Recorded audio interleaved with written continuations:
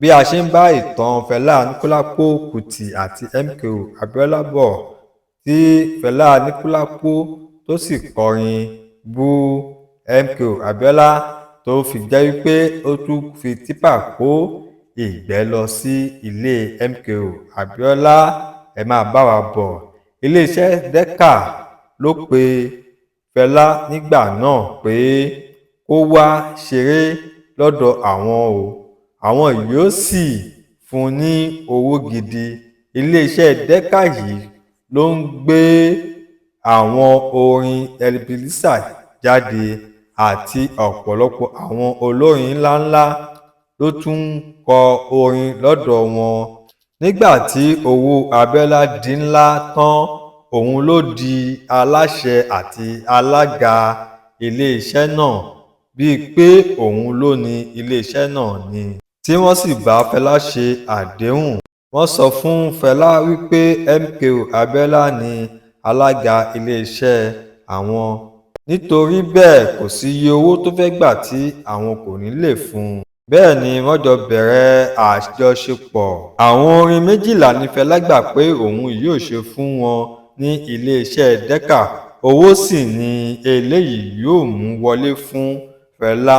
Ṣùgbọ́n wọn ò jọ ṣe ju orin 2 lọ tí ìjà fi bẹ́ sílẹ̀ láàrin wọn. Ṣùgbọ́n kò kí ń ṣe owó ló dìjà wọn sílẹ̀ o. Àwọn orin tí Fẹlá kọ jáde ni ó dí ìjà wọn sílẹ̀. Gbogbo ìgbà tí Fẹlá bá sì ti kọrin bú àwọn ìjọba, ìbẹ̀rùbojo máa ń mú iléeṣẹ́ Decca. Wọ́n á sì sọ wípé ìjọba máa ti iléeṣẹ́ àwọn pa ni tí àwọn bá gbé irú orin báyìí jáde. Wọn yóò bá kọ̀ láti gbé orin náà jáde bó tiẹ̀ tilẹ̀ jẹ́ wípé wọ́n ti gba ohun rẹ́kọ̀dù Fẹlá sílẹ̀.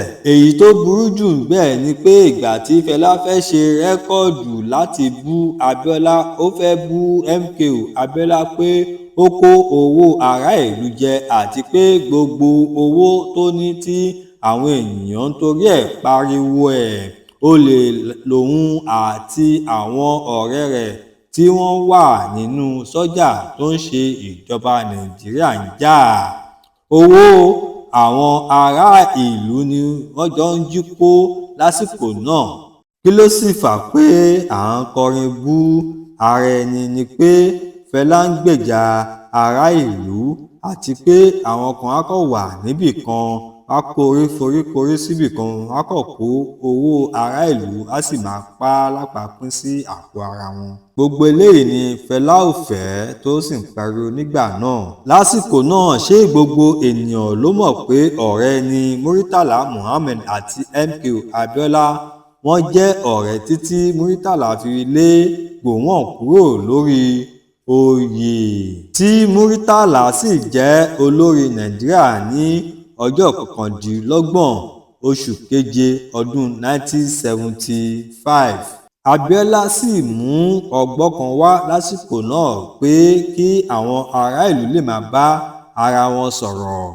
Kí ni àwọn lè ṣe? Ó sì mú ọgbọ́n kan náà wá pé àwọn pè kinní kan ní telecommunication ní òkè òkun. Ó sì mú wá sí ìlú Nàìjíríà pé àwọn náà fẹ́ ní ibi báyìí kí Muritàlá kó gbé yẹ̀wò. Wọ́n sì jọ foríkorí, wọ́n sì rí i pé ó dára ká ní irú nǹkan bẹ́ẹ̀ ní ilẹ̀ Nàìjíríà. Wọ́n sì jọ fi oríkorí, wọ́n gbé yẹ̀wò. Tí orúkọ iléeṣẹ́ náà sì ń jẹ́ ITT International Telephone and Telegraph. Òkìkí sì kàn pé Abiola ti gba iṣẹ́ tẹlifóònù olówó ńlá lọ́wọ́ ìjọba. Iṣẹ́ tí wọ́n gbà náà ni pé wọn yóò ṣe tẹlifóònù káàkiri ilẹ̀ Nàìjíríà. Ẹnikẹ́ni tí ó bá sì ti fẹ́ bá ọ̀rẹ́ rẹ̀ tàbí ẹbí rẹ̀ sọ̀rọ̀ yóò sì lọ sí ibi ẹ̀rọ ìbánisọ̀rọ̀ yìí, yóò sì sọ owó síbẹ̀, ó sì bẹ̀rẹ̀ iṣẹ́ lẹ́sẹ̀kẹsẹ̀. Kódà inú gbogbo ìlú dùn sí i nígbà tí wọ́n gbọ́ pé àwọn yóò máa lo irú tẹlifóònù bẹ́ẹ̀. ṣùgbọ́n kò sí ẹnìkan tó bínú sí Abiola o. Kò pẹ́ kò jìnnà rárá iṣẹ́ náà bẹ̀rẹ̀ lóní pẹrẹwu wọ́n sì ti ń rí oríṣiríṣi àpótí tẹlifóònù káàkiri ojú títì.